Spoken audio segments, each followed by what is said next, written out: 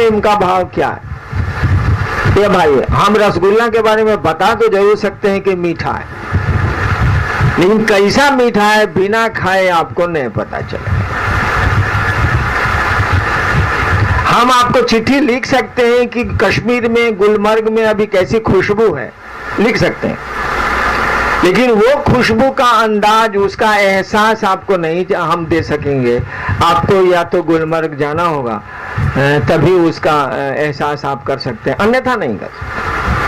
तो शिव और उनके शिष्यों में, शिव और उनके गणों में, शिव और उनके भक्तों में, शिव और उनकी शक्तियों के बीच सच्चा प्रेम का भाव क्या है, इसको समझाना बहुत कठिन है। ये समझाना आसान है, तुलना की जा सकती है। अगर किसी महिला से, किसी आदमी से, किसी भाई से, किसी दोस्त से आपको मोहब्बत हुई हो, तब समझाया जा सकता। लैला मजनू की कहानी सुनाएंगे तब भी आप नहीं समझेंगे, हीर राजा की कहानी सुनाएंगे तब भी आप नहीं समझेंगे, मीरा कृष्ण की कहानी सुनाएंगे तब भी आप नहीं समझेंगे, मंसूर और खुदा की कहानी सुनाएंगे तब भी आप नहीं समझेंगे। सुना देने से आप कैसे समझ लीजिएगा भाई जी? जब तक आपके भीतर तड़प नहीं होगी, जब तक आपके भीतर बेचैनी नहीं होगी, तब तक कैसे समझिएगा? इसको समझिए तो, अब की जो बरखा आई, आएंगे सजना, रातों को चोरी चोरी बोले मेरा कंगना। अब की जो बरखा आई, बरसात, अब की जो बरखा आई, आएंगे सजना। समझिए तो इसको। अगर इसको समझ सकते हैं तो वह भी समझ सकते हैं शिव और उनके शिष्यों में सच्चा प्रेम कैसा होता है। समझिए, हम आपको समझाते हैं। पिया नहीं जब गांव में, आग लगे सब गांव।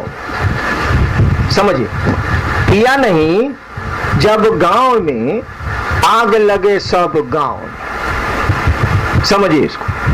अगर इस मन आपका इस दर्द को समझ सकता है कि पिया नहीं जब गांव में, आग लगे सब गांव में, अगर आपका मन इस दर्द को, इस एहसास पर जा सकता है, तो आप समझ सकते हैं शिव और शिष्यों के बीच में कैसा प्रेम होता है।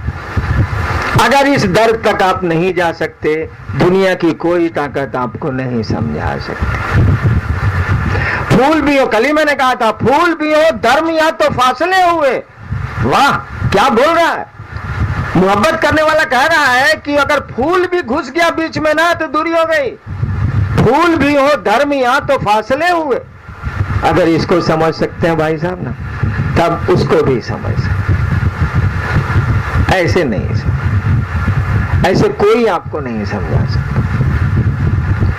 उस महिला की स्थिति में जाइए जो कह रही है कि पिया नहीं जब गांव में, आग लगे सब गांव में। इस स्थिति में जाइए, इस स्थिति में जाइएगा तो समझ लीजिएगा। रातों को चोरी चोरी बोले मेरा कंगना, अब की जो बरखा आई, आएंगे सजन।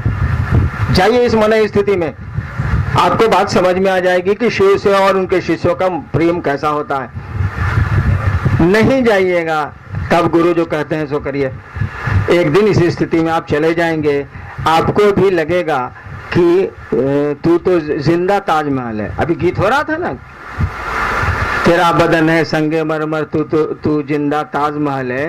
बुझा गया कि तू जिंदा ताजमहल है। गाना तो भी गा रहे थे सुरेश सिंह, तू जिंदा ताजमहल है। बुझा गया? अरे इस गाने को सुनने के बाद आप बैठे कैसे रह गए भाई साहब? अगर बैठे रह गए, नहीं समझ में आएगा कि शिव और उनके शिष्यों की मोहब्बत की कहानी क्या हो सकती है। ये कौन आपको समझाएगा भाई जी? इसीलिए जो गुरु कहते हैं उसको करिए। एक दिन आपको भी समझ में आ जाएगा कि इस बारिश में तो पिया नहीं आए, महादेव नहीं आए, अब की जो बरखा आई, आएंगे सजना। फिर जब बारिश होगी ना, तो मेरा महादेव जरूर आएगा। रातों को चोरी चोरी बोले मेरा कंगना, अब की जो बरखा आई, आएंगे सजना। इस स्थिति में जाइएगा तभी समझ सकिएगा।